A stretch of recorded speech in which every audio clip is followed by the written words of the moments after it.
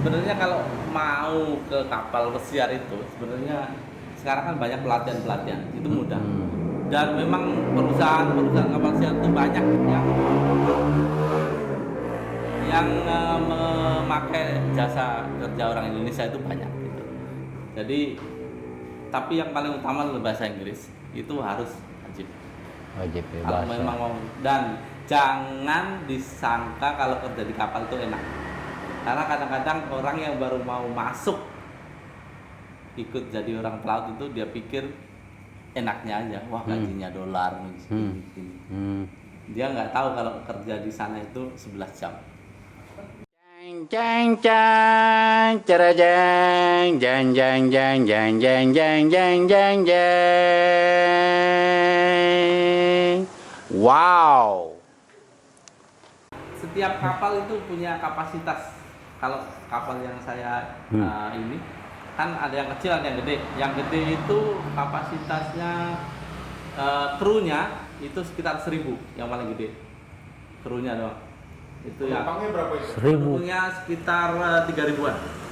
Nah, yang krunya 1.000 sekitar itu. Nah itu kayak kan pengunjung lah ya kita sebut. Itu tuh dia sekali naik berapa lama itu biasanya? Satu kali trip gitu. Satu trip itu macam-macam juga, tergantung kemana kita kan.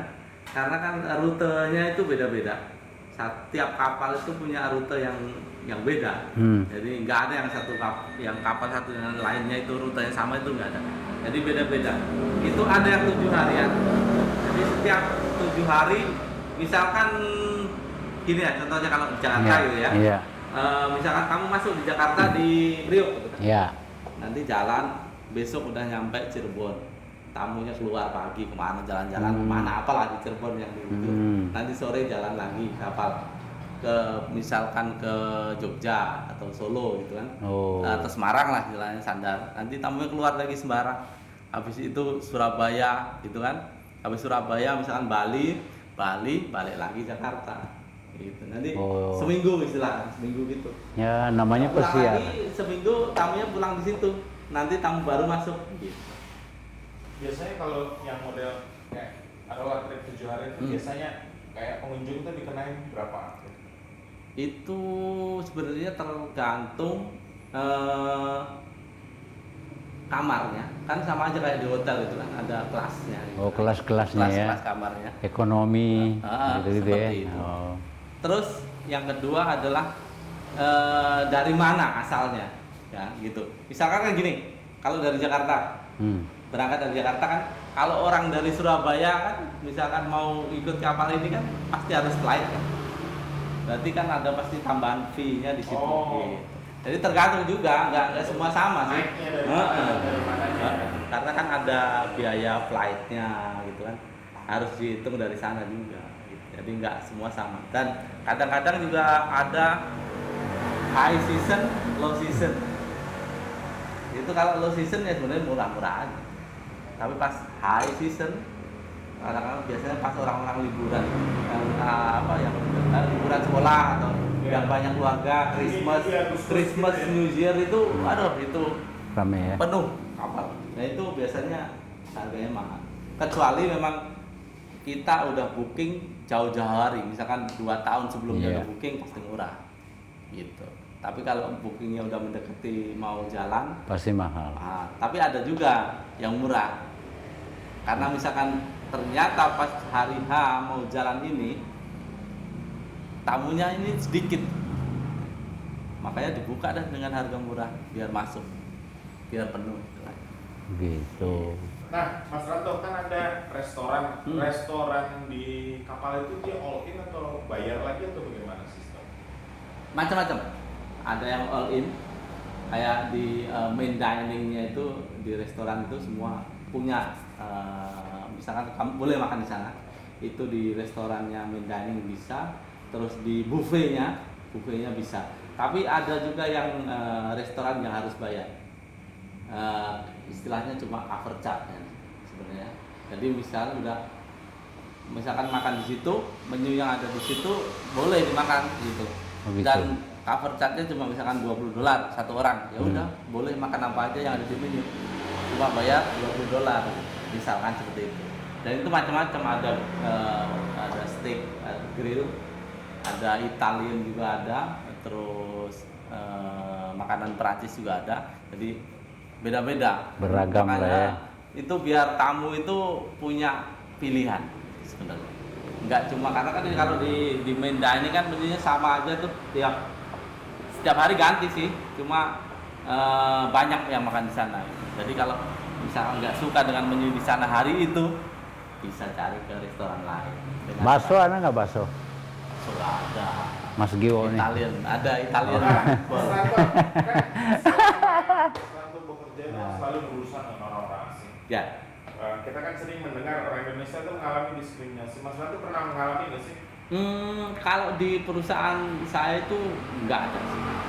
Kalau kita fair, misalnya karena kan itu istilahnya kayak negara kecil sebenarnya di kapal itu. Jadi dan kita punya union. Jadi orang Indonesia itu punya istilahnya wakilnya di sana di kapal. Gitu. Jadi kalau ada apa-apa kita boleh laporan ke ini. Ini nanti naik ke manajemen gitu. Misalkan kita mengeluh dan sebenarnya di kapal tuh ada ya HRM itu dia menerima keluhan Iya. dari semua kru gitu loh. Kalau misalkan kita komplain ke sana gitu langsung ditanggapin. Jangankan musik, misalkan kita kan kamar sebelah-sebelah nih. Sebelah kamarnya nyetel musik, kita mau istirahat nyetel musik terus gitu kan, ya kan? Laporin. Kalaupun kita kan bilang tolong jangan main musik keras-keras mau istirahat, tapi kalau termeyel kita ke HRM, dia besok udah langsung dipanggil gitu. Dan itu bisa di warning, dikasih surat peringatan dan seterusnya tergantung kesalahannya sih gitu. Itu jadi tetap dan sangat ketat sebenarnya. Kalau diskriminasi itu sangat Kebebasan berpendapat juga dijaga di situ. boleh tetap dijaga. Maksudnya sebenarnya boleh aja asalkan kita ngomong pun kalaupun terbuka gini biasa aja, apalagi sama bule kan. Kalau sama mereka itu biasa aja ngobrol. Tapi kalau kadang-kadang untuk orang-orang tertentu itu agak susah. Orang-orang yang sensitif lah. Oh, susah. Ada sebenarnya kan ada orang-orang yang agak sensitif gitu kan. Tapi kalau kita kerja di kapal kita tahu orang-orang yang sensitif itu orang yang seperti apa tuh udah tahu. Oh orang ini begini nggak bisa nih gini. Baperan ini baperan ya. Gitu. Jangan dideketi deh. Pada ribet ntar. Tapi nggak ada diskriminasi di kapal udah nggak ada. Kalau yang kapal-kapal ini saya nggak tahu ya. Kalau kapal tanker atau kapal-kapal ikan itu saya nggak tahu. Kalau di kapal pesiar kayaknya sih nggak ada. Nggak ada ya. Ya, karena sangat kalaupun ada diskriminasi di sana kita laporan itu bisa Langsung ditindaklanjuti ya. Mas Akem? Nggak ada, udah lengkap banget ceritanya. Itu ya, udah lengkap kan? Satu lagi Mas Ranto. Jangan satu-satu lagi, dua-dua juga nggak apa-apa Mas. Kadang kelupaan kan gitu ya.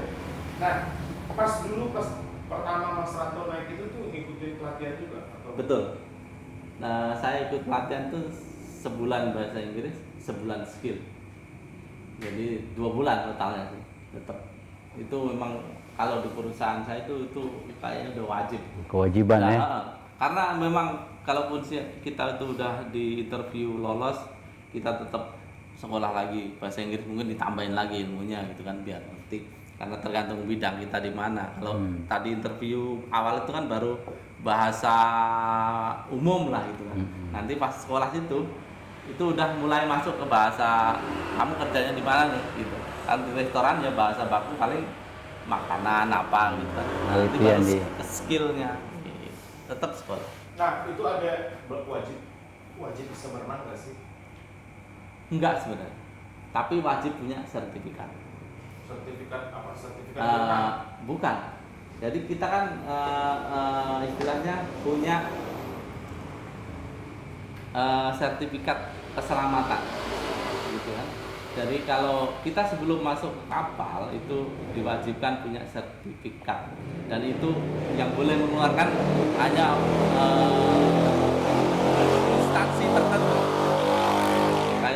di Priok itu ada nggak? Ada kan yang di Priok? Di Surabaya ada. Jadi latihan keselamatan istilahnya. Jadi kalau misalkan kapal tenggelam, apa yang kita lakukan? Itu semua dipelajari sebelum naik kapal. Diajarkan ya. Diajarkan. Caranya terjun dari tinggian. Ya tapi walaupun dia tahu cara terjun, tapi kalau berenangnya kepek-kepek kan pakai pelampung. Ada pelampung. Di kapal itu tuh hampir tiap minggu itu latihan keselamatan.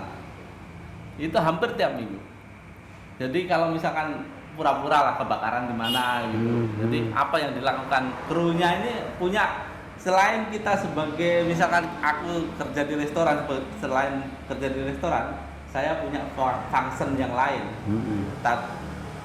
Kalau terjadi kebakaran, kerjamu apa? Kalau kapal tenggelam, kamu kerjanya ngapain?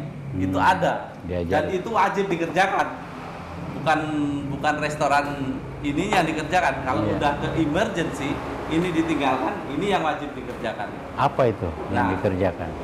Misalkan menyiapkan skoci. Oh. Nah, itu misalkan kapal kira-kira udah mau oleng nih, mau ya, dengan kaptennya. Sebenarnya kapten yang umumin gitu loh. Pas ada alarmnya kan, 3 tahapan. Kalau fire misalkan emergency itu bisa diatasi, ya udah berhenti. Kalau nggak bisa diatasi, kapal diperkirakan mau tenggelam, udah. Fire kedua, kita harus siap-siap tuh menyiapkan skoci, pasang pelampung, ya. Udah gitu. Makanya dan itu hampir tiap minggu kita latihan. Makanya kalau di kapal kalau udah tahu itu ya aman-aman aja. Ya. Iya, karena kan alatnya sebenarnya kapal tuh alat keselamatannya banyak, ada pelampung, ada skoci, ya kan? Ada raft itu yang apa? Yang otomatis gitu kayak kapsul gitu. Kalau kapal tenggelam itu nongol sendiri. Oh, yang apa kayak mercusuar gitu ya. Ini udah situlah kita istilahnya untuk kita menyelamatkan diri. Nah, ada nggak pernah Mas Ranto ngalamin kapalnya nyasar? Kapal nyasar enggak? Hah? Enggak. Ya kali, kaptennya mabok enggak ya? Karena kapalnya kan udah istilahnya sistem navigasinya itu udah modern. Oh gitu itu ya. jangan dikira kalau kapal itu harus disopir harus dipegang kendalinya itu iya. enggak. Itu udah diset pakai komputer. Misalkan sini dari Jakarta mau ke Cirebon gitu kan, udah tinggal di set aja rutenya. Sini udah kapal itu jalan sendiri. Cuma ada orang yang memang jagain kemudi itu. Karena kan dia harus lihat depan kan.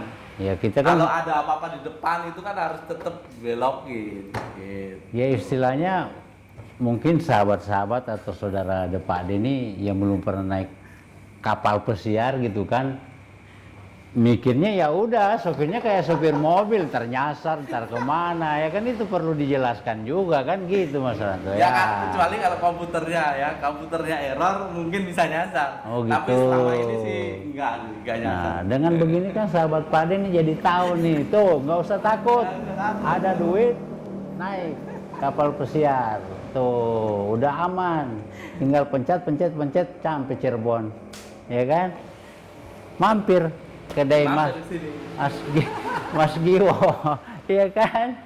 Nah itu gimana saudara? Udah, kalau saya sih dan terjawab semua pertanyaan saya. Mungkin masih ada 1-2 pertanyaan. Nah, paling ini. Pesan-pesan nih. Oh ya. Adik-adik yang misalnya masih SMA, kan lapangan pekerjaan di Indonesia itu kan susah banget sekarang. Sebenarnya kalau mau ke kapal pesiar itu sebenarnya sekarang kan banyak pelatihan itu mudah, dan memang perusahaan kapal pesiar itu banyak yang memakai jasa kerja orang Indonesia itu banyak gitu. Jadi tapi yang paling utama adalah bahasa Inggris, itu harus wajib ya, kalau memang mau, dan jangan disangka kalau kerja di kapal itu enak. Karena kadang-kadang orang yang baru mau masuk ikut jadi orang pelaut itu dia pikir enaknya aja, wah gajinya dolar gini, gini. Dia nggak tahu kalau kerja di sana itu 11 jam, Nggak ada libur. nggak ada libur. Kecuali Anda sakit. Nah, kecuali sakit. Itu baru bisa libur. Dan itu harus dokter yang memutuskan, Anda tuh sakit nggak boleh kerja, itu baru dokter. Oh gitu. Nah, Walaupun jadi, kita meriang, ya, untuk nggak boleh, harus ke dokter dulu. dokter ya, harus ada. Oh sakit, baru nanti dokternya kirim email, anak ini nggak kerja karena sakit. Gitu. Kita nggak bisa memutuskan sendiri, saya meriang nggak usah kerja aja lah, nggak bisa. Tetap dibangun. Kamu kalau memang sakit, ke rumah sakit, cek dokter. Kalau dokter bilang dia sakit, kamu Baru. boleh stay. Gitu. Oke, sahabat Pade, Mas Ranto sebelum diakhiri terima kasih banyak Sama-sama. sudah diterima dengan baik. Sahabat Pade, itulah tadi bincang-bincang santai kita. Mungkin ada pelajaran, ada mungkin hikmah yang bisa diambil daripada perbincangan kita tadi ini. Ya monggo. Nah kalau masih ada pertanyaan silakan ketik di kolom komen. Dan jangan lupa ke Cirebon mampir ke kedai Mas Giwok, cobain. Tapi Pade nggak tanggung jawab kalau ketagihan. Ya tuh ya kan. Oke sahabat Pade, sekian dulu. Jangan lupa like and share, subscribe. Subscribe itu gratis, tapi insya Allah Anda ikut bersedekah dengan kami, karena sebagian daripada pendapatan channel kami ini nantinya kami akan sedekahkan ke anak yatim, panti jompo, dan mungkin akan lebih berguna lagi untuk membantu saudara-saudara kita yang kurang mampu. Amin. Di akhir kata, assalamualaikum warahmatullahi wabarakatuh. Terima kasih. Terima kasih. Jang jang cara jang jang jang jang jang jang jang jang jang jang. Wow.